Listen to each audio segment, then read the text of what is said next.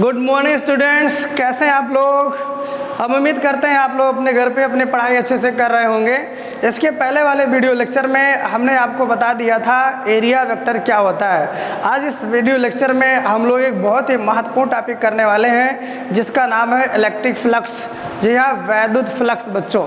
तो मैंने आपसे एक बात बताई थी कि जब चार्ज जो है किसी बॉडी पे डिस्ट्रीब्यूटेड होता है, जैसे किसी स्फीयर पे फैला हो, किसी जो है रेखी इस तरीके से राड है उस पर अगर डिस्ट्रीब्यूटेड हो, या कोई सरफेस एरिया उस पर डिस्ट्रीब्यूटेड हो, तो वहाँ पे हम electric field intensity point charge वाले फार्मूले से नहीं निकाल पाते हैं। तो वहाँ पे इंटेंसिटी निकालने के लिए हमको बच्चों गॉस का नियम पढ़ना होगा।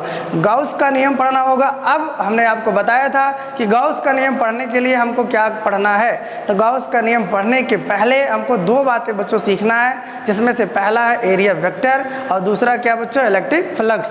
तो हम लोग एरिया वेक्टर का बहुत डिटेल एनालिसिस इसके पहले वाले वीडियो लेक्चर में हमने किया था। जो बच्चे उस लेक्चर को नहीं देखे हैं वो जा करके प्लेलिस्ट में उस पहले लेक्चर को देख लें, उसके बाद ये वाला लेक्चर आज आपको अच्छे से समझ में आएगा। तो सबसे पहले हम ये बता दें ये वीडियो लेक्चर किन किन स्टूडेंट के लिए हेल्पफुल होगा। तो जो बच्चे क्लास 12th में हैं उनके लिए तो ये बहुत ही इंपॉर्टेंट है, और जो बच्चे नीट की IIT की तैयारी कर रहे हैं उनके लिए भी ये वीडियो बच्चों बहुत ही उपयोगी होने वाला है। क्योंकि इस वीडियो लेक्चर में हम बहुत बेसिक से शुरू करेंगे, एकदम जीरो लेवल से शुरू करेंगे इलेक्ट्रिक फ्लक्स के बारे में, और उसको हाई लेवल तक यानी जहाँ तक कंपटीशन में चीज़ें पूछी जाती है वहाँ तक मैं आपको कराने वाला हूँ। और जो बच्चे BSc कर रहे हैं, फिजिक्स लिए हुए हैं, तो फिजिक्स में BSc सेकेंड ईयर में आपको मिलेगा ये इलेक्ट्रिक फ्लक्स, वहाँ पे आपको ये भी हेल्पफुल करेगा। अगर ऐसे बच्चे देखते हैं इस वीडियो को उनके लिए भी ये बहुत ही हेल्पफुल होगा। चलिए आज का बच्चों वीडियो शुरू करते हैं। तो एरिया वेक्टर के बारे में हम लोग बच्चों बहुत डिटेल से कर चुके हैं। एरिया वेक्टर क्या होता है मैंने आपको बताया था, किसी भी पृष्ठ पर अगर हम एक लंब डाल दें, पृष्ठ पर क्या डाल दें बच्चों, लंब डाल दें, तो वो जो लंब की डायरेक्शन होती है वही डायरेक्शन क्या कहलाती है, एरिया वेक्टर की डायरेक्शन। और एरिया कब वेक्टर होता है कब स्केलर होता है, इसका फुल एनालिसिस, बहुत डिटेल एनालिसिस हमने इसके पहले वाले लेक्चर में किया है। आज हमको पढ़ना बच्चों किसके बारे में, इलेक्ट्रिक फ्लक्स के बारे में। तो इलेक्ट्रिक फ्लक्स क्या होता है, क्यों इसको डिफाइन किया गया, इसकी क्या ज़रूरत है, इससे हमको क्या हेल्प मिलेगी, इसकी फीलिंग्स मैं कराऊंगा, फिर इसका इंपॉर्टेंस बताऊंगा। इन सारी चीज़ों को जानने के लिए आप बच्चों वीडियो को शुरू से लेकर के अंत तक देखिएगा। चलिए आप हेडिंग बना लीजिए बच्चों।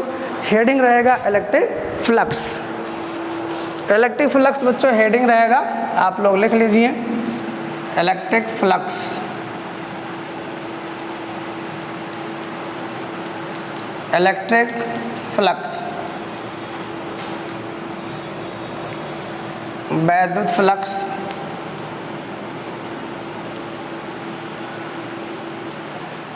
चलिए सबसे पहले हम ये देख लेते हैं कि इलेक्ट्रिक फ्लक्स जो है क्या होता है।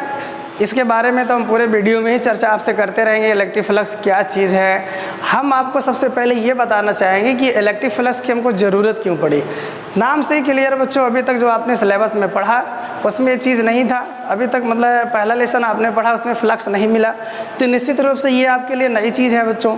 तब आपके दिमाग में सबसे पहला प्रश्न ये आता है कि अगर ये नई चीज़ है तो इसको क्यों हम पढ़ रहे हैं, इसकी क्या ज़रूरत है। तो सबसे पहले हम आपको बता दें बच्चों, चार्ज के बारे में हम लोग पढ़ रहे थे। किसके बारे में पढ़ रहे थे, चार्ज के बारे में पढ़ रहे थे। चार्ज की एक प्रॉपर्टी होती है इलेक्ट्रिक फील्ड इंटेंसिटी। जैसे कहीं अगर इलेक्ट्रिक फील्ड है तो हमको पता चल जाता है कि कहीं न कहीं चार्ज है। इलेक्ट्रिक फील्ड का अगर प्रेजेंस है, इलेक्ट्रिक फील्ड की अगर उपस्थिति है, it may be confirm that उसके आसपास बच्चों कहीं न कहीं कोई चार्ज है, चाहे वो पॉजिटिव होगा चाहे वो नेगेटिव होगा। ये एक बात क्लियर है। तो अब उसी तरीके से बच्चों इलेक्ट्रिक फील्ड जो होता है उसके प्रेजेंस को बताने के लिए हम चार्ज के प्रेजेंस को बताने के लिए इलेक्ट्रिक फील्ड पढ़ते हैं हम लोग। अब इसका मतलब इलेक्ट्रिक फील्ड जो है ये एक ऐसी फिजिकल क्वांटिटी है कि अगर ये हमको मिल जाए, अगर इंटेंसिटी बच्चों हमको मिल जाए तो समझिए कि हम पूरा चार्ज का नेचर जान सकते हैं, चार्ज का मैग्नीट्यूड जान सकते हैं, मतलब सारी चीज़ें हम उस चार्ज के बारे में जान सकते हैं। आपको और डिटेल से हम बता रहे हैं बच्चों। कहने का मतलब अगर आपको कहीं पर आप गए, वहाँ पे इलेक्ट्रिक फील्ड आपको दिखी और उसका पैटर्न दिखा, तो इलेक्ट्रिक फील्ड के बारे में अगर आपने जान लिया, उसको समझ लिया, तो वो कहाँ से आ रही है, उसका सोर्स क्या है, पॉइंट चार्ज सोर्स है उसका, कि उसका लीनियर चार्ज सोर्स है, कि स्फेरिकल चार्ज सोर्स है, ये सारी बातें उस इलेक्ट्रिक फील्ड को जान करके आप चार्ज का पता लगा सकते हैं। तो कहने का मतलब ये हो गया बच्चों, इलेक्ट्रिक फील्ड ही वो फिजिकल क्वांटिटी है जिसके माध्यम से हम चार्ज को पूरी तरीके से समझ सकते हैं। तो कहने का मतलब इलेक्ट्रिक फील्ड इंटेंसिटी ज्ञात करना, इसको पढ़ना, इसको जानना इंपॉर्टेंट है। अभी तक हम लोगों ने जो नॉलेज लिया उसमें इलेक्ट्रिक फील्ड केवल पॉइंट चार्ज के कारण ज्ञात किया है। किसके कारण ज्ञात किया बच्चों? पॉइंट चार्ज के कारण। तो हमने आपको शुरू में ही बता दिया था कि अगर लीनियर चार्ज है, सरफेस चार्ज है, या एरिया किसी वॉल्यूम पर चार्ज डिस्ट्रीब्यूटेड है, तब इलेक्ट्रिक फील्ड हम कैसे निकालेंगे।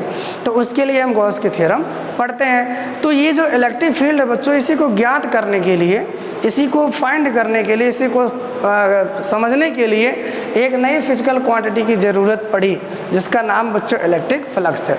अब आपको ये नहीं समझ में आ रहा होगा कि ये इलेक्ट्रिक फ्लक्स से हम इलेक्ट्रिक फील्ड कैसे निकालेंगे। तो बच्चों अभी आप वीडियो में बने रहिए, पूरा शुरू से अंत तक देखिए, आप समझ जाएंगे कि इलेक्ट्रिक फ्लक्स से कैसे इलेक्ट्रिक फील्ड हम ज्ञात कर सकते हैं। तो अब आपको समझ में आ गया होगा कि इलेक्ट्रिक फील्ड हम क्यों पढ़ रहे हैं, इलेक्ट्रिक फ्लक्स हम क्यों पढ़ते हैं। तो इलेक्ट्रिक फ्लक्स हम इलेक्ट्रिक फील्ड इंटेंसिटी ज्ञात करने के लिए बच्चों पढ़ते हैं।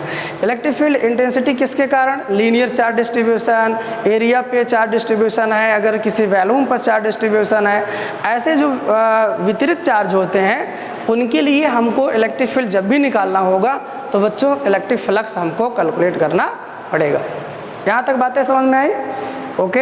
अब देखिए, तो इलेक्ट्रिक फ्लक्स, देखिए यहाँ पे जो वैद्युत क्षेत्र की तीव्रता है, इसको हम लोगों ने क्या पढ़ा था बच्चों? वेक्टर पढ़ा था। क्या पढ़ा था? ये एक वेक्टर क्वांटिटी है। ये जो इलेक्ट्रिक फ्लक्स है इसको हम फाई से लिखते हैं। किससे लिखते हैं बच्चों? फाई से। ये क्या है? एक स्केलर है। तो दूसरी ज़रूरत ये है बच्चों, आप देखिए इलेक्ट्रिक फ्लक्स जो है, इलेक्ट्रिक फील्ड को हम क्या बना लेते हैं? इलेक्ट्रिक फील्ड को स्केलर बनाने के लिए, हम जो है इलेक्ट्रिक फ्लक्स को पढ़ते हैं। इसका मतलब चार्ज की एक वेक्टर प्रॉपर्टी है इलेक्ट्रिक फील्ड इंटेंसिटी, तो चार्ज की एक स्केलर प्रॉपर्टी भी हमने डिफाइन कर लिया, जिसका क्या नाम है बच्चों? Electric flux. जी हाँ, इतना आपको समझ में आया बच्चों? चलिए देखिए, आप अच्छे से चीज़ों को सुनते जाइए, तब आपको इसकी फीलिंग आएगी। तो मैंने अभी क्या बताया आपको?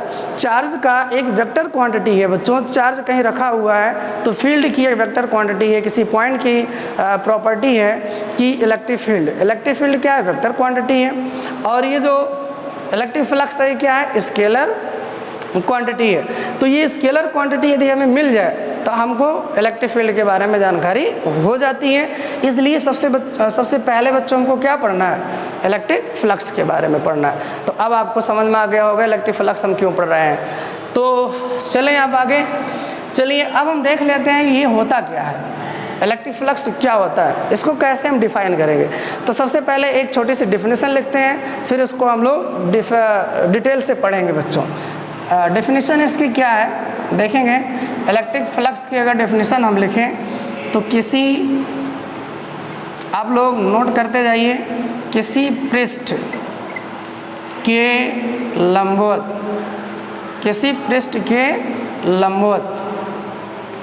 गुजरने वाली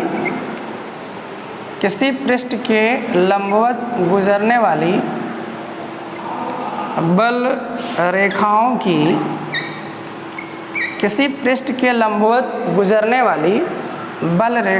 की संख्या, किसी पृष्ठ के लंबवत गुजरने वाली बल रेखाओं की संख्या उस पृष्ठ से बद्ध वैद्युत फ्लक्स कहलाता है। जो बच्चे बोर्ड की तैयारी कर रहे हैं उनके लिए डेफिनेशन बहुत इम्पोर्टेंट है, और जो बच्चे कंपटीशन की तैयारी कर रहे हैं वो इस कंसेप्ट को समझें, लिख लेंगे तो ज़्यादा अच्छा है बच्चों। तो देखिए, किसी भी पृष्ठ के लंबवत गुजरने वाली बल रेखाओं की संख्या को बच्चों हम इलेक्ट्रिक फ्लक्स कहते हैं। तो फ्लक्स को लोगों ने इस तरीके से डिफाइन कर लिया कि अगर कोई भी पृष्ठ है आपके पास, उसके परपेंडिकुलर डायरेक्शन में जितनी भी बल रेखा है उसको काटती हुई निकलेंगी, उसकी जो संख्या होगी उसका एक नंबर जो होगा, जो भी नंबर आएगा, जो भी एक संख्या आएगी, उसी संख्या को बच्चों हम क्या कहेंगे, इलेक्ट्रिक फ्लक्स कहेंगे। अब आपको पता है संख्या क्या होती है, वेक्टर होती है कि स्केलर होती है? संख्या हमेशा बच्चों स्केलर होती हैं, अदिश राशियाँ होती हैं। तो देखिए आप इस चीज़ को और अच्छे से समझिए। यहाँ पे हम आपको अब डायग्राम के माध्यम से समझा रहे हैं। जैसे मान लीजिए बच्चों हमारे पास यहाँ दिख रहा बोर्ड, चलिए यहाँ ठीक है, ये देखिए हमारे पास ये कोई पृष्ठ है और कहीं पर बल रेखाएं ऐसे पास हो रही हैं। ये देखिए ये एक बल रेखा है बच्चों, इसको काटते हुए इधर पास कर गई, ये बल रेखा ऐसे निकल गई, ये इलेक्ट्रिक फील्ड ऑफ लाइन से बच्चों इस तरीके से ऐसे ये चल रही हैं। ये देखिए, अगर हम आपसे पूछें इस डायग्राम में, अगर हम आपसे पूछें बच्चों कि इलेक्ट्रिक फील्ड की कितनी लाइनें इस पृष्ठ को काट रही हैं, आप ध्यान से देख करके बताइए कितनी बल रेखाएं इस पृष्ठ को इंटरसेक्ट कर रही हैं, काट रही हैं। तो आप देखोगे बच्चों एक यहाँ भी आपको दिख जाएगा, चलिए यहाँ भी हमने बनाया है। तो एक रेखा ये और ये, कुल मिला जुला करके अगर काउंट करेंगे 1 2 3 4, तो 4 रेखाएं आपको ऐसे दिख रही हैं जो इस पृष्ठ को क्या हो रही हैं बच्चों, काटते हुए निकल रही हैं। इस तरीके से अगर आप देखेंगे इसमें 4, इस वाले पृष्ठ से कितने बल रेखाएं पास हो रही हैं बच्चों, 4 बल रेखाएं पास हो रही हैं। तो हम कहेंगे इस पृष्ठ से बद्ध जो फ्लक्स है फाई, वो कितना होगा बच्चों, 4 होगा। यहाँ तक दिख रहा है बोर्ड पे, फाई बराबर कितना होगा, 4। चलिए हाँ, ध्यान ये रहना चाहिए बच्चों, इसमें जो मेन लॉजिक है वो आप देखिए पृष्ठ के लंबवत, ये चीज़ आप हमेशा याद रखिएगा, ये बहुत ही इम्पोर्टेंट पॉइंट है। यहीं पे आप कंफ्यूज होते हो तो आप टेंशन मत लीजिए, आप बस देखते जाइए, अभी सारी चीज़ें हम एक के बाद एक क्लियर करेंगे। तो यहाँ पे आपको यही ध्यान रखना है पृष्ठ पे कैसे होनी चाहिए बेटा, 90 डिग्री पर निकलते हुए होनी चाहिए। चलिए ये हो गया बल रेखाओं की परिभाषा। तो बल रेखाओं को बच्चों कैसे डिफाइन किया ये आपको समझ में आया। किसी भी पृष्ठ के लंबवत गुजरने वाली बल रेखाओं की संख्या उस पृष्ठ से बद्ध वैद्युत फ्लक्स कहलाता है। अब आपके दिमाग में ये क्वेश्चन आ रहा होगा कि सर ये बल रेखाएं तो हमको दिखती ही नहीं है, आपने ही बताया है कि ये इमेजिनरी होती हैं, ये काल्पनिक होती हैं, तो किसी पृष्ठ से कितनी बल रेखाएं पास हो रही हैं इसको हम कैसे काउंट करेंगे। तो बच्चों यही तो बात है, इसको आपको गिनना नहीं है, पहले तो आप इसके लॉजिक को समझिए, उसके बाद इसको कैसे निकालेंगे, कैसे काउंट करेंगे, वो भी हम प्रोसेस आपको बता रहे हैं। तो देखिए इस कंसेप्ट का बच्चों खूबी क्या है, अभी तक हम चार्ज से रिलेटेड एक क्वांटिटी पढ़ते थे, इलेक्ट्रिक फील्ड इंटेंसिटी, वो क्या होती थी बच्चों, वो एक वेक्टर क्वांटिटी होती थी। देखिए कि कोई भी आवेश है उससे किसी सर्टेन डिस्टेंस पर इलेक्ट्रिक फील्ड इंटेंसिटी जो हमने ज्ञात किया वो कैसी क्वांटिटी थी, वेक्टर क्वांटिटी थी बच्चों, उसमें क्या होती थी, डायरेक्शन होती थी। लेकिन यहाँ आप देखें, यहाँ पे वही बल रेखाएं हैं, ये भी किसी चार्ज से बन करके आ रही हैं, लेकिन यहाँ पे हमने क्या किया, यहाँ पे इनकी संख्या को काउंट कर लिया। यहाँ पे हमने क्या काउंट किया बच्चों, इनकी संख्या को। अब आपको पता है कि नंबर क्या होते हैं, नंबर एक स्केलर है। तो देखिए यहाँ पे वैद्युत बल रेखाओं को हमने काउंट करके वैद्युत बल रेखा की जो तीव्रता है, इंटेंसिटी, उसको क्या बना लिया, स्केलर बना लिया। तो अब नंबर एक कोई 4 आएगा, कहीं 5 आएगा, कहीं 6 आएगा, कहीं 7 आएगा, तो ये क्या है तो इलेक्ट्रिक फील्ड इंटेंसिटी, लेकिन ये अब ये नंबर के रूप में हो गया, यानी स्केलर के रूप में हो गया। अब आप समझ गए होंगे बच्चों, अगर ये नंबर हमको पता चल जाए कि किसी एरिया से कितने बल रेखाएं पास हो रही हैं, तो हम इंटेंसिटी के बारे में जान सकते हैं। अब आपको ये कंसेप्ट अच्छे से समझ में आ गया होगा कि हम कैसे इलेक्ट्रिक फ्लक्स से इलेक्ट्रिक फील्ड को ज्ञात कर सकते हैं, इंटेंसिटी को कैसे हम ज्ञात कर सकते हैं। तो आप दोबारा सुन लीजिए, अगर हमको ये पता हो कि बल रेखाएं किसी पृष्ठ से कितनी पास हो रही हैं, तो हम जान जाएंगे बच्चों उसकी इलेक्ट्रिक फील्ड इंटेंसिटी क्या है। अभी हम आपको बता रहे हैं आगे, अभी तो इसका फील करा रहे हैं कि आप देखो ये फ्लक्स होता है, इससे ये लाभ होता है। अभी आप केवल इसको फील करिए। अभी इसको मैथमेटिकली जब मैं आपको रिप्रेजेंट कराऊंगा इसको पूरा फार्मूले को, तब आपको इसमें विश्वास भी हो जाएगा कि हाँ फ्लक्स से हम इलेक्ट्रिक फील्ड ज्ञात कर सकते हैं। चलिए इसको आप नोट कर लीजिए बच्चों, सब लोग नोट कर लीजिए, चाहे आप स्क्रीनशॉट ले लीजिए, चाहे आप वीडियो को पॉज करके आप इसको नोट कर लीजिए। चलिए जल्दी करिए बच्चों, इसको हो गया सबका? चलिए ओके, अब इसको हम क्या कर रहे हैं बच्चों, मिटा दे रहे हैं। आप देखिए तो वैद्युत फ्लक्स क्या होता है समझ में आया? वैद्युत फ्लक्स बच्चों एक संख्या है। कैसी संख्या है सर? बल रेखाओं की संख्या है। वो कैसी बल रेखाएं होनी चाहिए? वो किसी पृष्ठ के लंबवत बच्चों गुजरती हुई होनी चाहिए, किसी पृष्ठ के लंबवत गुजरती हुई होनी चाहिए। ध्यान दीजिएगा, लंबवत, ये परपेंडिकुलर वर्ड आप बच्चों याद रखिएगा। चलिए अब हम आगे बढ़ते हैं। ये जो फ्लक्स आया बच्चों फाई, ये अभी मैंने बताया phi is nothing, it is number of electric line of force passing perpendicular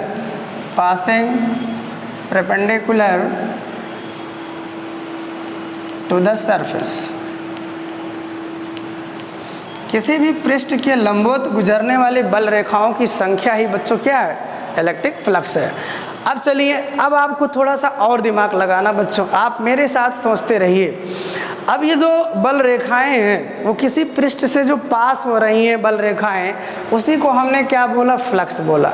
तो अब आप बताइए ये फ्लक्स किन किन बातों पर डिपेंड करता है? यानी अब आप समझ गए होंगे कि अब हम किस तरफ चल रहे हैं बच्चों।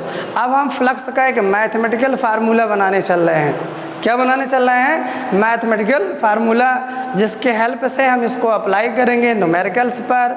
इसको अप्लाई करके हम इलेक्ट्रिक फील्ड इंटेंसिटी ज्ञात करेंगे, और भी जो डेली लाइफ में जो डिवाइसें जो बनी हुई हैं जहाँ पे इसकी उपयोगिता है, वहाँ पर फ्लक्स को समझने के लिए अब एक मैथमेटिकल हमको फार्मूला, एक इक्वेशन बनाना है फ्लक्स का। तो चलिए आप देखिए इसको। तो आप मुझे बताइए बच्चों, ये फ्लक्स यानी बल रेखाएँ ये किन किन बातों पर डिपेंड करती हैं? तो पहले आप ये समझ लीजिए, अगर किसी भी पृष्ठ से बद्ध बल रेखाओं की संख्या ज़्यादा होगी तो वहाँ पे फ्लक्स ज़्यादा है। अगर कम बल रेखाएं उसके अंदर से एंटर कर रही हैं तो फ्लक्स बच्चों क्या होगा? ऑब्वियसली सी बात है, कम होगा। तो अब आप मुझे बताइए ये फ्लक्स जो है किन किन बातों पर डिपेंड करता है? चलिए हम वन बाय वन बच्चों प्रैक्टिकल करते हैं। सबसे पहले आप देखिएगा हमने क्या किया बच्चों, एक छोटा सा एरिया लिया। आप यहाँ देखिएगा, छोटा सा एरिया लिया, इतना बड़ा एरिया लिया, और आपको हम यहाँ पे बल रेखाओं को इस तरीके से दिखा दे रहे हैं, आप ध्यान से देखते रहिए। ये बल रेखाएं हैं इलेक्ट्रिक फील्ड, और ये आपका एरिया ए है। यहाँ से कितना फ्लक्स आपको दिख रहा है? तो आप काउंट करेंगे 1 2 3 फ्लक्स गिर रहा है, यहाँ पे बन रहा है। अब बल रेखाएं बच्चों और भी यहाँ पे पास हो रही हैं ऐसे, लेकिन वो इस पृष्ठ के द्वारा कट नहीं रही हैं। बाकी की बल रेखाएं ऊपर या नीचे से निकल जा रही हैं। इसके अंदर से कितने पास हो रही हैं? 1 2 3। तो यहाँ पे फ्लक्स कितना हो गया? 3। अब जरा सोचो आप ध्यान से, ये इलेक्ट्रिक फील्ड यही वाला है बच्चों, इलेक्ट्रिक फील्ड यही वाला है, लेकिन हम इस एरिया को अगर बढ़ा दें, अगर ये जो हमने बीच में सरफेस रखा है अगर इसको हम बढ़ा दें, तो बताइए बल रेखाओं की संख्या ज़्यादा इसमें से पास होगी कि कम? ऑब्वियस बात है बच्चों, ज़्यादा बल रेखाएं पास होंगी। जैसे यहीं पर यही जो बल रेखाएं हैं, इन बल रेखाओं को हम चेंज नहीं कर रहे हैं। यहीं पे हमने क्या किया, एक बड़ा एरिया बच्चों रख दिया इस तरीके से। देखिए एक और भी बड़ा एरिया। तो ये जो बल रेखाएं बच्चों थी, आप देखोगे अब ज़्यादा से ज़्यादा बल रेखाएं जो इसके ऊपर से पास हो जा रही थी, वो भी क्या होंगी, इसके द्वारा अब कट जाएंगी। ये देखिए ये जो चल रही थी, ये तो मान लीजिए हैं ही बच्चों। ये देखिए आप, ये वाली जो यहाँ पे इसको नहीं काट पा रही थी, लेकिन यहाँ पे क्या होगा, इसको काटते हुए ऐसे निकल जाएगी इस तरीके से। देखिए अब आप काउंट करोगे 1 2 3 4 5, तो आपको यहाँ 5 बल रेखाएं निकलते हुए दिखेंगे। तो इस पृष्ठ से बद्ध फ्लक्स कितना हो गया बच्चों? 5 हो गया। तो पहली इन्फॉर्मेशन हमको ये मिली कि ये जो फ्लक्स है ये बच्चों एरिया पर डिपेंड करता है। किस पे डिपेंड करता है? एरिया पे। अगर बड़ा एरिया लेंगे तो ज़्यादा फ्लक्स पास होगा, छोटा एरिया लेंगे तो कम फ्लक्स पास होगा। तो अगर मैथ की भाषा में इसी को हम बोलें बच्चों तो क्या बोलेंगे? मैथ की भाषा में हम बोलेंगे कि जो फ्लक्स है वो एरिया के डायरेक्टली प्रोपोर्शन है बच्चों। वैद्युत फ्लक्स क्षेत्रफल के अनुक्रमानुपाती है, वैद्युत फ्लक्स क्षेत्रफल के अनुक्रमानुपाती है। तो चलिए इस बात को हम कहीं पे नोट कर लेते हैं बच्चों। चलिए यहाँ पे बोर्ड दिख रहा होगा, ठीक है। ये पहली इन्फॉर्मेशन हमारे पास आ गई है, यहाँ दिख रहा बच्चों, ठीक। पहली इन्फॉर्मेशन ये आ गई, ये जो फाई है वो डायरेक्टली प्रोपोर्शन टू किसके? एरिया के। जिस पृष्ठ से बद्ध हम फ्लक्स ले रहे हैं बच्चों, अगर उसका एरिया ज़्यादा होगा तो फ्लक्स क्या होगा? ज़्यादा होगा। एरिया कम होगा तो फ्लक्स कम होगा। इस बात को हमने यहाँ पे नोट कर लिया है, आप लोग भी नोट कर लीजिए। अच्छा, अब और भी चीज़ें बताइए। अब आप अपने दिमाग पे सोचिए बच्चों, और क्या इसमें हो सकता है? और किस पे डिपेंड करेगा? ये जो फ्लक्स है और किस पे डिपेंड करेगा? एरिया तो हो गया। अच्छा, दूसरी चीज़ आप देखो, आप इसी चित्र में ध्यान से समझिए। ये जो बल रेखाएं हमने बनाया है, इसके बीच की दूरी कितना है? इतना। बोर्ड पे देखिए आप सब लोग ध्यान से बच्चों, ये देखिए इतना दूर बनाई गई बल रेखाएं। आप ज़रा सोचो, अगर ये एरिया जैसे है वैसे हम रहने दें और बल रेखाओं को और पास बनाएं, तो अभी पहले इसमें 5 गुजर रही थी, जब हम पास बल रेखाओं को बना करके इसमें से निकालेंगे तो इतने ही एरिया से ज़्यादा बल रेखाएं पास होंगी कि नहीं? यस बच्चों, ज़्यादा बल रेखाएं पास होंगी। तो अगर ये बल रेखाएं पास हम बना दें, इसका मतलब इतने ही एरिया से ज़्यादा बल रेखा पास होगी, इसका मतलब फ्लक्स हमारा बढ़ गया बच्चों। अच्छा, अब इसी को हम फिजिक्स से कैसे जोड़ेंगे? अगर ये बल रेखाएं पास बनी हैं, इसका मतलब वो जो वैद्युत क्षेत्र की तीव्रता है बच्चों, इससे ज़्यादा हो गई है। इससे क्या हो गई है? ज़्यादा हो गई है। बात समझ में आ रही है? अगर ये रेखाएं दूर हैं तो तीव्रता कम, अगर इससे पास हो गई बल रेखाएं तो तीव्रता ज़्यादा। कहने का मतलब ये जो इलेक्ट्रिक फ्लक्स है बच्चों, वो वैद्युत क्षेत्र की तीव्रता पर भी डिपेंड करती है। अगर इंटेंसिटी ज़्यादा तो ज़्यादा बल रेखाएं पास होंगी, इंटेंसिटी कम तो कम बल रेखाएं पास होंगी। इसको समझने के लिए आपको एक बहुत बेहतरीन एग्जाम्पल हम देते बच्चों, आप समझिए ध्यान से। जैसे ही कोई खिड़की है, आपके कमरे में क्या बच्चों? कोई खिड़की है और उस खिड़की से हवा आ रही है। क्या आ रही है? हवा। खिड़की से सीधे ऐसे हवा आ रही है।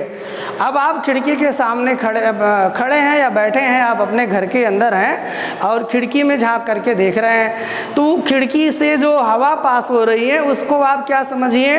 उसको आप फ्लक्स समझिए, उसको बल रेखाओं की संख्या समझिए। जो एग्जाम्पल ले रहा हूँ बच्चों, उसको आप दिमाग में सेट करिए। एक खिड़की है बच्चों, उसमें जो हवा पास हो रही है उसको आप बल रेखाओं की संख्या समझिए, या उसी को हम फ्लक्स कहते हैं। अब आप मुझे बताइए, अगर खिड़की छोटी होगी तो कम हवा आएगी कि ज़्यादा आएगी? तो बच्चों हवा कम पास होगी। खिड़की और बढ़ा दो और हवा निकलेगी, इसका मतलब फ्लक्स और बढ़ गया। खिड़की और बड़ी कर दीजिए तो और हवा पास होगी उसमें से। तो उसी तरीके से बच्चों, अगर एरिया छोटा होगा तो कम बल रेखाएँ पास होंगी, बड़ा होगा तो ज़्यादा बल रेखाएँ पास होंगी। इसको हम ऑलरेडी कर चुके हैं। दूसरी बात है, अब आप समझिए, अगर खिड़की आप फिक्स कर दीजिए, उसका एरिया आप चेंज मत करिए। अगर हवा धीरे धीरे चल रही है तो आपको क्या कम हवा मिलेगी बच्चों? अगर वही हवा की स्पीड तेज हो जाए, स्पीड तेज होने का क्या सेंस है? इसका मतलब इंटेंसिटी बढ़ जाए। क्या बढ़ जाए बच्चों? इंटेंसिटी बढ़ जाए। अगर हवा खूब तेजी के साथ चल रही है तो आप उतने ही एरिया से ज़्यादा हवा आपको मिलेगा, और तेज हवा चलने लगी और आपको ज़्यादा हवा मिलेगी। इसका मतलब स्पीड ऑफ एयर जितना ज़्यादा होगी उतना जो है उसी पर्टिकुलर एरिया से ज़्यादा हमको एयर मिलेगी। उसी तरीके से बच्चों ये भी चीज़ है, जो एरिया आप देख रहे हो अगर उसको फिक्स कर दो तो इंटेंसिटी अगर आप बढ़ा दिए, इंटेंसिटी का मतलब स्पीड, वही तीव्रता उसकी ज़्यादा बल रेखाएँ आप पास करा रहे हो तो फ्लक्स क्या होगा? निश्चित रूप से बच्चों बढ़ जाएगा। अब ये बात आपको समझ में आ गई। तो जैसे अगर इसको हम बनाए बच्चों, यहाँ पे फिगर आप देखिएगा ध्यान से, चीज़ों को आप एकदम रियलाइज करते रहिए, कोई दिक्कत नहीं बच्चों। आप हमारे साथ फिजिक्स पढ़िए, आपको एक एक चीज़, छोटी छोटी जो चीज़ें हैं उसको भी हम बहुत ही डिटेल तरीके से करा रहे हैं। आपका जो बेसिक नॉलेज है बच्चों, अगर ये कंसेप्ट आप अपने दिमाग में बना लिए तो फिर आपको बड़ी बड़ी चीज़ों को समझने में प्रॉब्लम नहीं होगी। जनरली स्टूडेंट क्या करते हैं, बड़े बड़े सवाल करने के चक्कर में फार्मूला रट लिए, डेरिवेशन देख लिए, तो उनको लगता है कि हमको फिजिक्स आ गई। ऐसा नहीं होता बच्चों। फिजिक्स आने का वो मतलब नहीं कि 4 न्यूमेरिकल आप कर लो तो आपको फिजिक्स आ गया। फिजिक्स की एक फीलिंग होनी चाहिए, अंदर से आपका मन बोले कि हाँ ये तो हमको समझ में आया। आपका जो दिमाग है बच्चों, आपकी बॉडी रोमांचित हो जाए सारी चीज़ों को देखने के बाद, कोई कंसेप्ट सीखने के बाद, तो समझिए आपने उसको एक्सेप्ट किया। और फिर वो नॉलेज जब आपको आ जाएगा ना, फिर आपको कोई भी प्रॉब्लम आपके सामने है उससे रिलेटेड, तो आपको वहाँ सोचना नहीं पड़ेगा बच्चों, सबसे पहले आप आंसर दोगे। और यही है एक अच्छे स्टूडेंट की पहचान बच्चों, एक अच्छे डॉक्टर, अच्छे इंजीनियर की पहचान यही होती है। हर चीज़ को वो बहुत ही गहराई से समझता है, बहुत ही गहराई से सोचता है। तो चलिए आप देखो, एरिया यहाँ पर अगर ए है तो एरिया यहाँ पर हमने ए ही लिया है। एरिया को हमने बच्चों चेंज नहीं किया है, जितना यहाँ एरिया लिया उतना यहाँ लिया। लेकिन अब आप देखो यहाँ बल रेखाएं दूर दूर आपको दिख रही हैं, देखो इतना इतना डिस्टेंस है, लेकिन यहाँ बल रेखाएं बच्चों हमने पास पास बना दिया।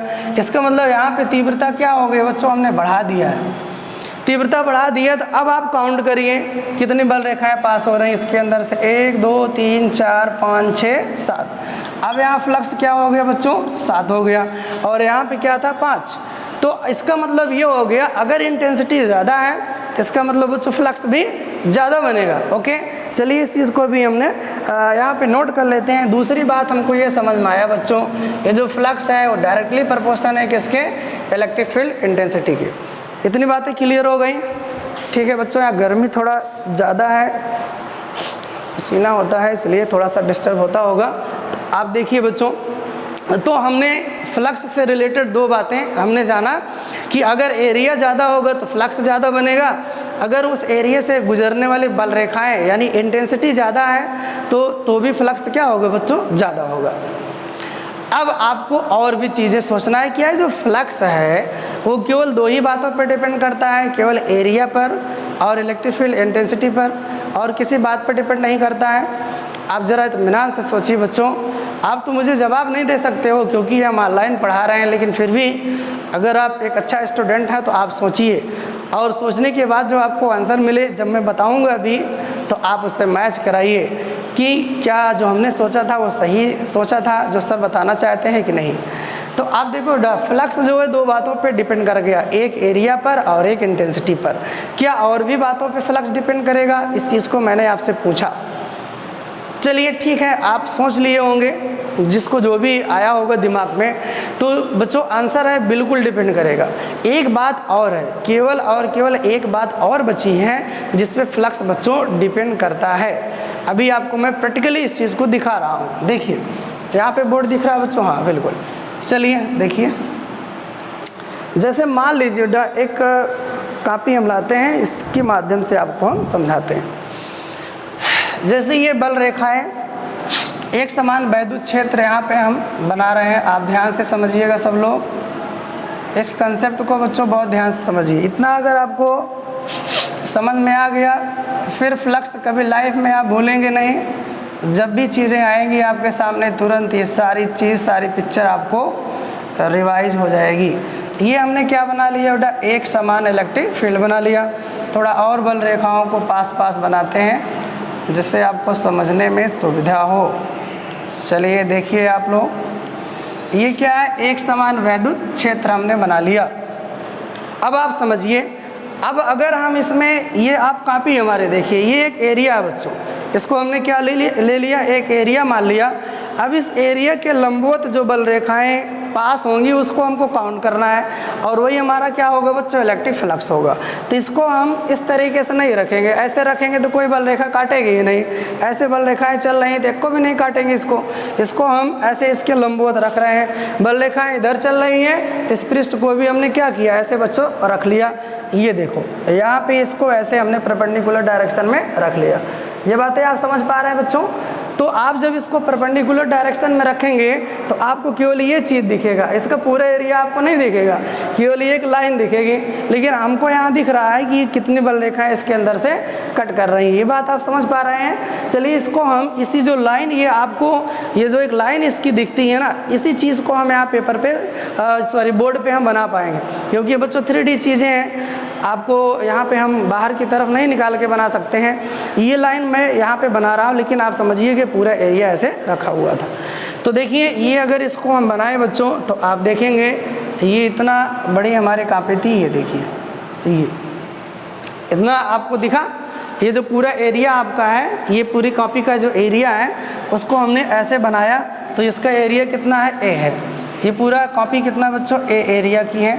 अब आप ध्यान से देखें इस चीज़ को, अगर हम आपसे पूछें कितनी बल रेखाएं बच्चों यहाँ पे कट रही हैं, आप मुझे देख करके बताइए ये इस एरिया से कितनी बल रेखाएं कट रही हैं। तो आप काउंट करिए, 1 2 3 4 5 6 7 8 9 10 11।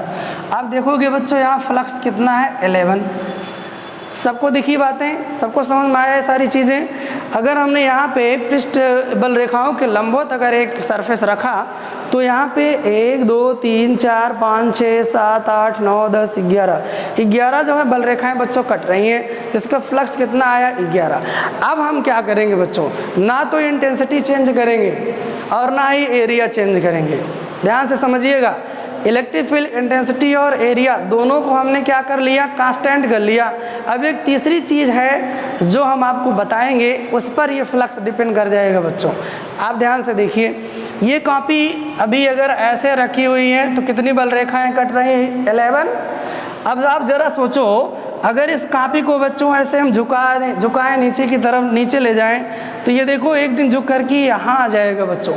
जब यहाँ आ जाएगा तो अब आप मुझे बताओ, क्या अभी भी 11 बल रेखाएं कैंसिल हो रही हैं? तो आंसर होगा बच्चों नहीं। ये देखो, ये जो बल रेखाएं 1 2 3 4, ये 4 ऐसी बल रेखाएं हैं जो इसके ऊपर से बच्चों पास हो जा रही हैं, इस कॉपी को टच नहीं कर रही हैं, इस एरिया को टच भी नहीं कर रही हैं। तो ये देखो फ्लक्स कम हो गया कि नहीं कम हो गया। यहाँ पे हमने एरिया भी नहीं चेंज किया बच्चों, इलेक्ट्रिक फील्ड इंटेंसिटी भी नहीं चेंज किया, तब भी फ्लक्स हमारा चेंज हो गया। इसका मतलब ये जो एरिया था बच्चों, इसको हमने क्या किया, थोड़ा सा इसकी पोजीशन चेंज कर दिया, इस एरिया का बच्चों ओरिएंटेशन चेंज कर दिया, इसका दिख विन्यास चेंज कर दिया, तो भी फ्लक्स बदल गया। तो भी फ्लक्स क्या हो गया बच्चों, बदल गया। अब अगर ये कॉपी हमारी ऐसी थी फ्लक्स 11, ये देखो ऐसे कर लिया तो इसके ऊपर से कुछ तो पास हो गई बिना काटे ही, तो फ्लक्स बच्चों क्या हो गया, चेंज हो गया। कहने का मतलब ये हो गया बच्चों, ये जो फ्लक्स है ना, ये जो एरिया हमने लिया उसके ओरिएंटेशन पर, उसके स्थिति पर भी डिपेंड करता है कि वो कैसे रखा हुआ है। लेकिन अब इसको मैथ में कैसे बच्चों यूज़ करेंगे, कैसे मैथ में इसको अप्लाई करेंगे, तो आप समझिए मैथ बच्चों हर प्रॉब्लम का सलूशन है। जैसे ये कॉपी बच्चों गिराते गिराते यहाँ लेके आएंगे तो ये एरिया कुछ इस तरीके से हो जाएगा बच्चों। ध्यान से देखिएगा जो मैं समझाने का प्रयास कर रहा हूँ। अगर हर स्टूडेंट जो वीडियो देख रहा है, ये लॉजिक हमारी जो समझा रहे बच्चों, अगर आप समझ गए तो समझिए हमारी भी मेहनत सफल हो जाएगी बच्चों, और आपका कंसेप्ट इतना स्ट्रांग हो जाएगा फ्लक्स के बारे में, कभी आपसे कोई गलती नहीं होगी। ये एरिया कितना बच्चों, ए है, यही एरिया यहाँ गया तो क्या ये ए से दूसरा कुछ हो जाएगा? नहीं बच्चों, एरिया तो अब भी वही है, एरिया हमने चेंज ही नहीं किया, केवल उसका ओरिएंटेशन देखो चेंज कर दिया। ना इलेक्ट्रिक फील्ड चेंज किया बच्चों, ना एरिया चेंज किया, केवल हमने क्या किया, एरिया थोड़ा ओरिएंटेशन हमने चेंज कर दिया। अगर ये ए है लाइन, और तो ये भी लाइन क्या होगी बच्चों, ए ही होगा। ओके, अब आप समझिए, अब अगर मैं आपसे कहूँ कि कितनी बल रेखाएं पास हो रही हैं इस एरिया से, अब आप काउंट करके बताओ, तो आप देखोगे बच्चों 1 2 3 4 5 6 7। अब यहाँ पे अगर हम फ्लक्स की बात करें तो फ्लक्स कितना हो गया बच्चों, 7। तो आपने देखा ना हमने एरिया चेंज किया, ना इलेक्ट्रिक फील्ड इंटेंसिटी चेंज किया, तब भी फ्लक्स चेंज हो गया।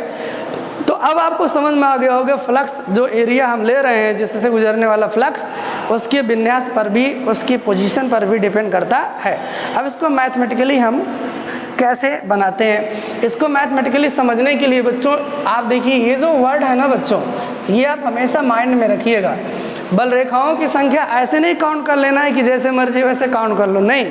बल रेखाएं वो पृष्ठ के क्या होनी चाहिए, लंबवत होना चाहिए, तभी वो फ्लक्स की डेफिनेशन को फुलफिल करेंगी। अगर आप किसी भी एंगल वाली बल रेखाओं को काउंट कर लिया, तब तो बच्चों परिभाषा ही गलत हो जाएगी, तब पूरा लॉजिक, पूरा कंसेप्ट ही बेकार हो जाएगा।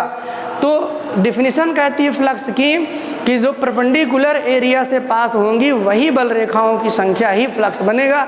अब आप ज़रा देखो, ये बल रेखाएं बच्चों देखो एरिया के साथ अलग अलग एंगल पर हैं। एरिया वेक्टर अगर हम खींचेंगे उसके साथ भी क्या होगा, 90 डिग्री पे नहीं है कोई भी बल रेखा, तो ये बल रेखाओं को हम काउंट ही नहीं करेंगे, इन बल रेखाओं को हम काउंट नहीं करेंगे।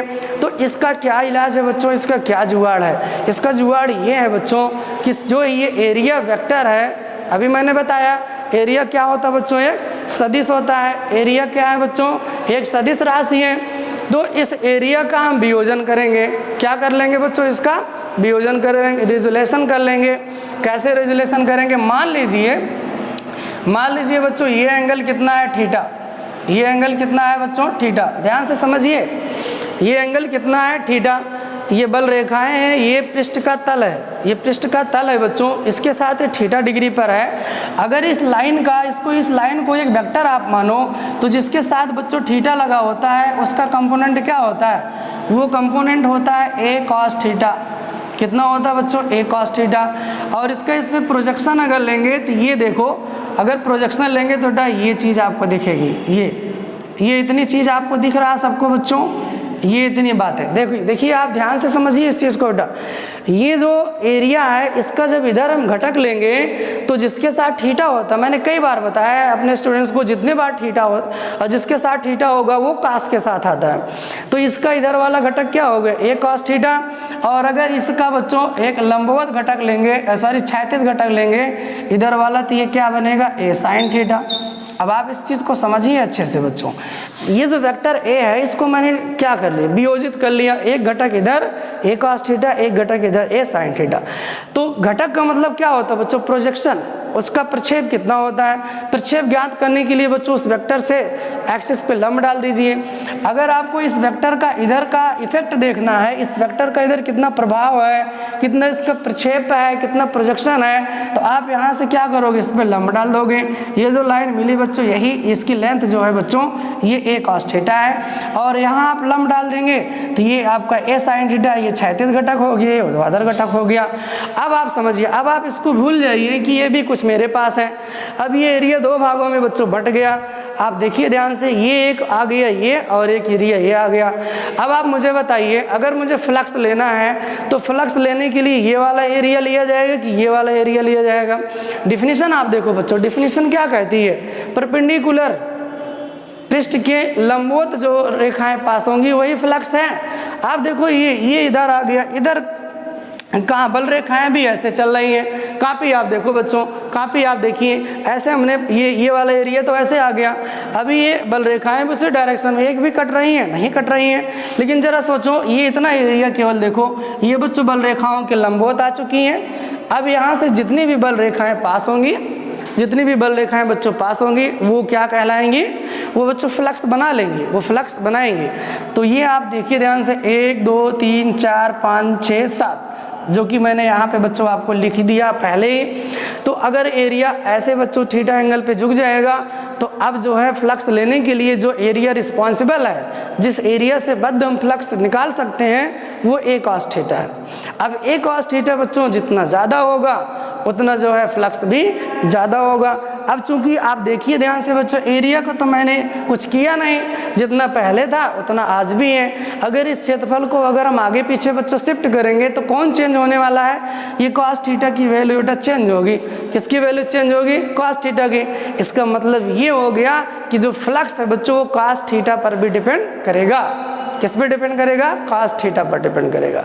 तो तीसरी बात यहाँ पे नोट कर लिया जाए बच्चों। चलिए, मैं उम्मीद करता हूँ कि आप सबको ये सारी चीज़ें समझ में अब अच्छे से आ गई होंगी। एक बात बच्चे बहुत गलती करते हैं बेटा, उसको मैं क्लियर करता हूँ, अभी बहुत ध्यान से समझिएगा। ये थीटा क्या होता है, किसके बीच का ये एंगल है थीटा। तो थीटा मैं आपको बता देता हूँ बच्चों, एरिया वेक्टर और इलेक्ट्रिक फील्ड के बीच का एंगल है। एरिया वेक्टर क्या होता है मैं आपको कई बार बता चुका हूँ। एरिया वेक्टर पृष्ठ पर लंबवत बाहर की तरफ, पृष्ठ पर लंबवत बाहर की तरफ जो डायरेक्शन होती है वो एरिया वेक्टर की डायरेक्शन होती है। वो एरिया वेक्टर और इलेक्ट्रिक फील्ड के बीच जो कोण बनेगा उसी को हम क्या कहेंगे बच्चों, थीटा कहेंगे। अभी आप सुन लीजिए, अभी जब इस पर प्रैक्टिकल प्रॉब्लम लेंगे, न्यूमेरिकल लेंगे, तब वहाँ पे आपको ये चीज़ और अच्छे से समझ में आएगी बच्चों थीटा की कहानी। लेकिन आप याद कर लीजिए, इसको लिख लीजिए, थीटा किसके किसके बीच का एंगल है, एरिया वेक्टर और इलेक्ट्रिक फील्ड के बीच का एंगल है। पृष्ठ के साथ बना एंगल नहीं है, क्षेत्रफल जो आप पृष्ठीय एरिया ले रहे हैं उसके साथ इलेक्ट्रिक फील्ड का एंगल नहीं, पृष्ठ पर जो लंब खींच रहे हैं वो इलेक्ट्रिक फील्ड के साथ कितना एंगल बनाया, दैट इज थीटा। चलिए अभी उसकी बातें हम करते रहेंगे बच्चों, इसको थोड़ा आगे बढ़ाते हैं। तो हमने ये देखा कि ये जो फ्लक्स है वो 3 बातों पर डिपेंड कर गया। पहला एरिया पर बच्चों, दूसरा इलेक्ट्रिक फील्ड इंटेंसिटी पर, तीसरा अगर हम कहें एरिया के ओरिएंटेशन पर बच्चों, दिक् विन्यास पर। तो अगर इन तीनों बातों को बच्चों हम मिला के लिखें तो हमारे पास क्या फार्मूला बनेगा बच्चों, तो ये फाई बराबर हो जाएगा, तीनों को अगर मिला के लिखें बच्चों, चलिए फाई अनुक्रमानुपाती हो जाएगा ई ए कॉस थीटा। ये बातें आपको समझ में आ रही बच्चों। अगर एक ही भौतिक राशि, ये मैथ का रूल है बच्चों, एक ही भौतिक राशि अगर अलग अलग चीज़ों पर डिपेंड करती है तो वो भौतिक राशि उन तीनों के गुणनफल पर भी डिपेंड करेगी।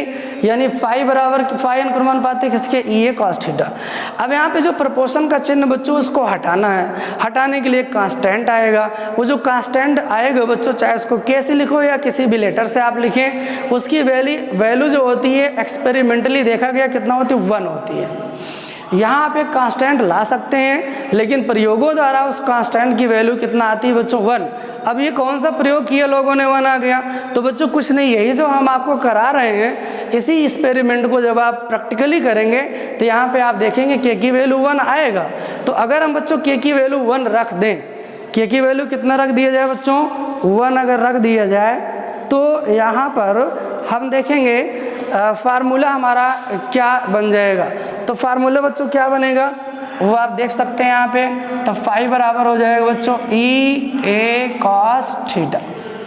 ये हो गया बच्चों फ्लक्स का मैथमेटिकल इक्वेशन। तो बच्चों फ्लक्स का ये हो गया मैथमेटिकल इक्वेशन। अब इस इक्वेशन के माध्यम से, फ्लक्स के इस समीकरण के माध्यम से हम जो है किसी भी एरिया से बद्ध फ्लक्स निकाल सकते हैं। किसी भी एरिया से बद्ध क्या निकाल सकते हैं बच्चों, फ्लक्स आसानी से हम कैलकुलेट कर सकते हैं, उसमें आपको कोई भी प्रॉब्लम नहीं आएगी। अब चलिए इस फार्मूले का थोड़ा सा एनालिसिस कर लेते हैं बेटा। यहाँ पे देखिए थोड़ी सी जगह है, यहाँ पे थोड़ी सी जगह है, पहले इसको आप कॉपी कर लीजिए सब लोग। पूरा आप वीडियो को बच्चों पास करिए या इसको आप जो है स्क्रीनशॉट ले लीजिए। सारी चीज़ें जैसे जैसे मैंने बोर्ड पर दिखाया है, लिखा है, सब चीज़ आप बना लीजिए पहले बच्चों, उसके बाद हम आगे चलते हैं। चलिए हो गया सबका बच्चों, हो गया हो तो हम आगे चलें बेटा। नोट कर लीजिए, नोट कर लीजिए सब लोग जल्दी से, वीडियो आप पास करके। चलिए अब थोड़ा सा इसमें और काम बचा है फ्लक्स के बारे में, उसको भी हम आपसे डिस्कस कर लेते हैं, उसके बाद हम अगला टॉपिक लेते हैं। चलिए इसको अब हम हटा दे रहे हैं बच्चों, ये देखिए नोट हो गया सबका। चलिए बहुत अच्छी बात है, आप लोग अगर इस सारी चीज़ों को समझ रहे होंगे तो बहुत अच्छी बात है। तो वीडियो देखना आपके लिए बच्चों सार्थक होगा, नहीं तो फिर टाइम ही पास होगा। आप ध्यान से समझिए। तो हमने बच्चों अपना पूरा प्रयास किया है कि 0 लेवल से आपको इस चीज़ों को समझाएं। अगर आपको फिर भी ना समझ में आया हो तो वीडियो को आप रिपीट करिएगा, 1 बार 2 बार देखेंगे तो आपको ज़रूर बच्चों सारी चीज़ें अच्छे से समझ में आ जाएंगी। चलिए जो फार्मूला आया फ्लक्स का, फ्लक्स किसी भी पृष्ठ से बद्ध जो बच्चों इलेक्ट्रिक फ्लक्स है वो हमने देखा, वो क्या होता है, वो होता है ई ए कॉस थीटा। यहाँ आप बताइए, हमने पहले ही बता दिया बच्चों ये फ्लक्स क्या होता है, स्केलर होता है। फ्लक्स कैसी क्वांटिटी है बच्चों, स्केलर क्वांटिटी। और इलेक्ट्रिक फील्ड इंटेंसिटी क्या है, वेक्टर क्वांटिटी है, ऑलरेडी पढ़ चुके हैं। एरिया भी क्या है, वेक्टर है, ये देखिए। और ये थीटा क्या है बच्चों, एंगल, ये क्या है, angle between E area vector and electric field intensity and area vector. तो ये दो सदिशों के बीच का कोण बेटा ये थीटा है। तो ये दो सदिशों का गुणा किया गया है और दो सदिशों का गुणनफल क्या आया, अदिश। देखो वेक्टर इंटू वेक्टर बराबर क्या है, स्केलर। तो इसको हम क्या कहते हैं बच्चों, डॉट प्रोडक्ट कहते हैं। ये आप कक्षा 11th में पढ़ चुके हैं। इसका मतलब ये जो फ्लक्स होता है बच्चों, that is given by vector E dot vector A. ये फार्मूला आप याद रखिएगा। तो जो फ्लक्स होता है वो बच्चों क्या है, एक स्केलर क्वांटिटी है, वो दो सदिशों का गुणनफल, दो सदिशों का अदिश गुणनफल होता है। इसको भी आप नोट कर लीजिए। इतनी बातें समझ में आ गई सबको? चलिए ओके, ये सब आपको समझ में आ गया तो बहुत अच्छी बात है। अब हम आगे थोड़ा सा काम करते हैं बच्चों इसमें। चलिए यहाँ पे थीटा जो है, कुछ बच्चों के लिए थीटा अभी भी समझ में नहीं आया होगा कि ये थीटा क्या है, किसके किसके बीच का एंगल है सर, कब हम थीटा कितना मानेंगे। अब हम कुछ छोटे छोटे एग्जाम्पल ले रहे हैं, थोड़ा आपको प्रैक्टिस करवाने के लिए इसको भी मिटा दे रहे हैं, तो आप समझ जाएंगे थीटा को न्यूमेरिकल में कैसे लेना है, इसको कैसे यूज करना है। ओके, तो देखिए आप लोग बच्चों, एक कॉपी के माध्यम से सारी चीज़ें हम आपको समझाएंगे। जैसे मान लीजिए ये कोई एरिया है, ये कोई बच्चों एक स्क्वायर हमने लिया, इस तरीके से मान लीजिए एक स्क्वायर है, इसकी साइड कितना मान लेते हैं बेटा, एक्स मान लेते हैं। अगर इसकी ये वाली साइड एक्स है तो सबके सब क्या होंगी, एक्स होंगी।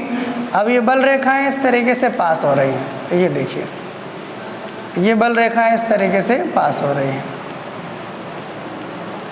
अब अगर काउंट करेंगे 1 2 3 4 5, तो यहाँ पे 5 बराबर कितना आएगा बच्चों, 5 आएगा। तो इसका फ्लक्स क्या हो गया, 5।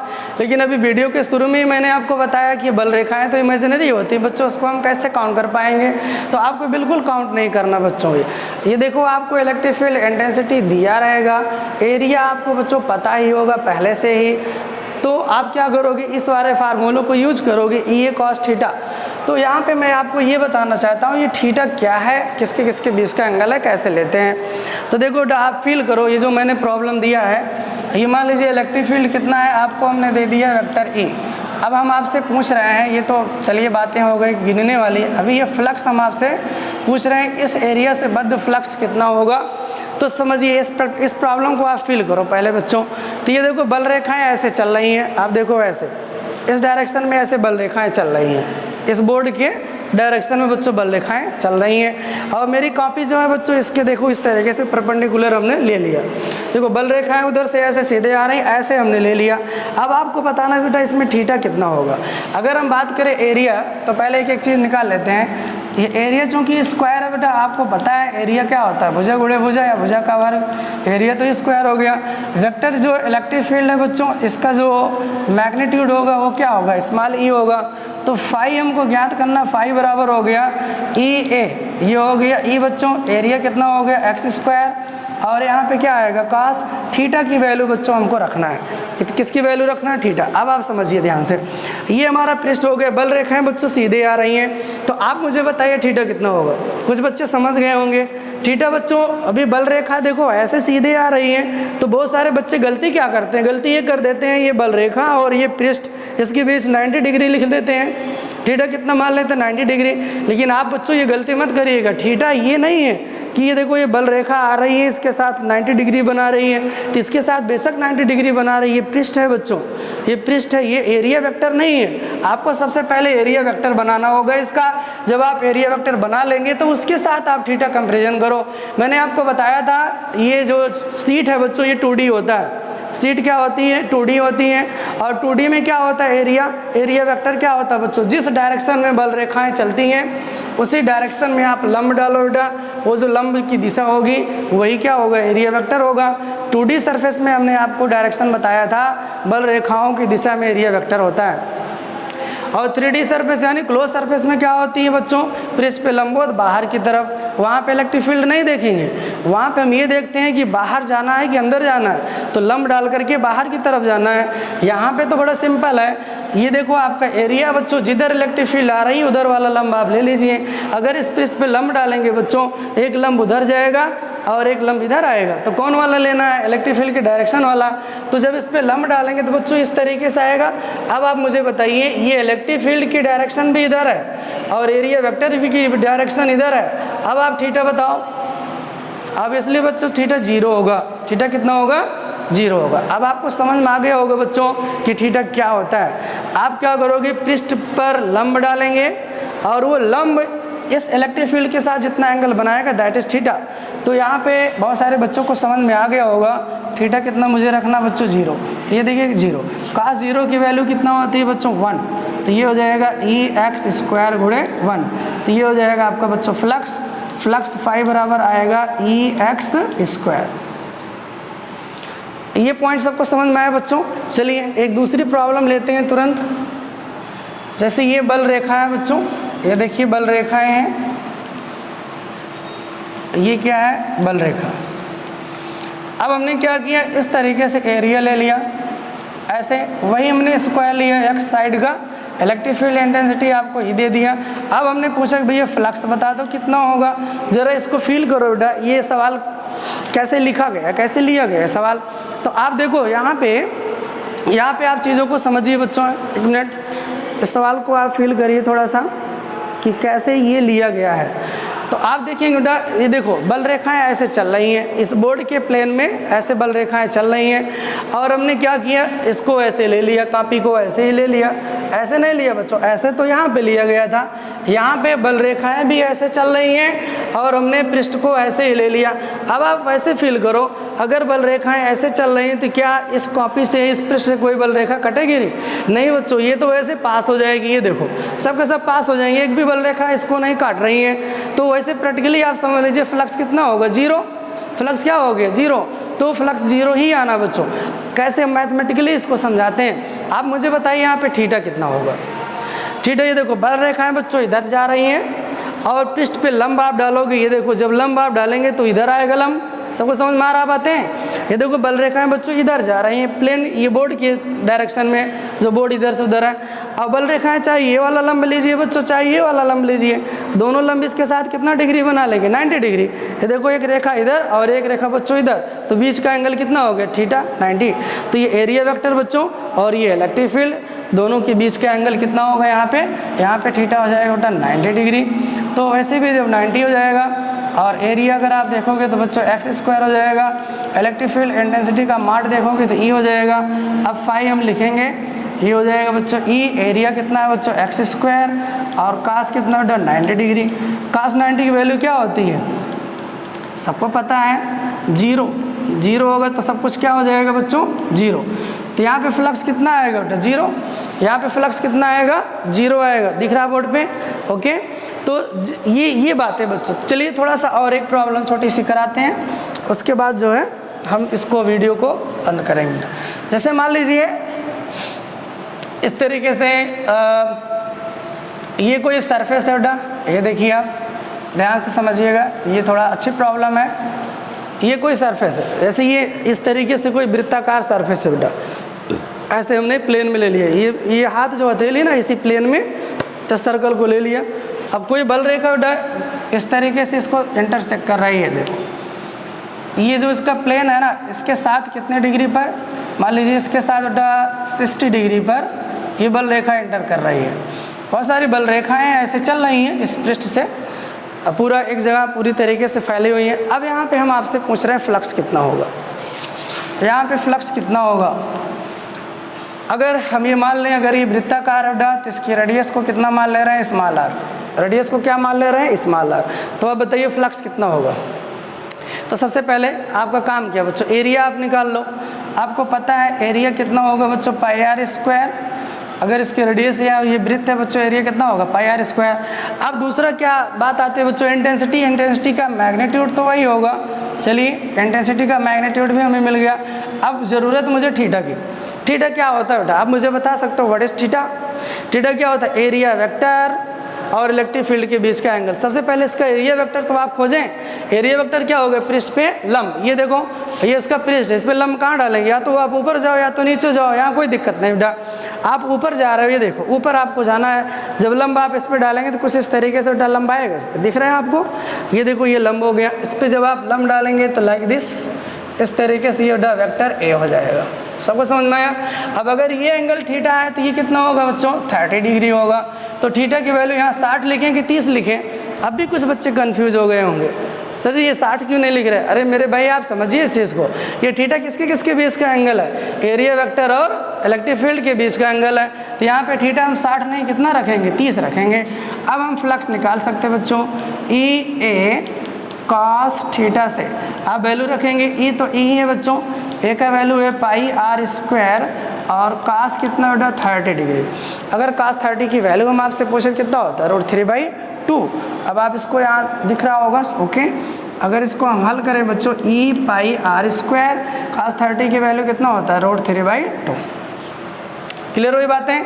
तो ये आपका आंसर हो जाएगा बच्चों, ये फ्लक्स आ गया आपका।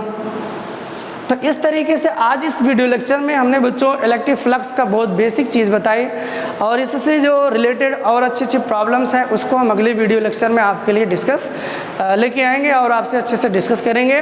इस वीडियो को बच्चों आप एक बार 2 बार देखिएगा, मेरी पूरी गारंटी आपको इलेक्ट्रिक फ्लक्स बहुत अच्छे से आपको समझ में आया होगा। चलिए इसके बाद हम फिर मिलेंगे बच्चों अगले दिन अगले वीडियो लेक्चर में गॉस के थ्योरम के साथ, और इस पर कुछ बच्चों फ्लक्स पर कुछ प्रॉब्लम भी हम आपको बताएंगे। चलिए तब तक आप अपनी तैयारी बच्चों करते रहिए। फिर इसके बाद हम अगले टॉपिक में मिलेंगे एक नई ऊर्जा के साथ, नए लॉजिक के साथ, नए कंसेप्ट के साथ। हम आपसे उम्मीद करते हैं बच्चों इसके पहले जितने भी वीडियोस पढ़ाए गए हैं सारे वीडियोस आप अच्छे से देख लीजिए, अपना नोट्स बना लीजिए, तैयार कर लीजिए। Thank you for watching this video.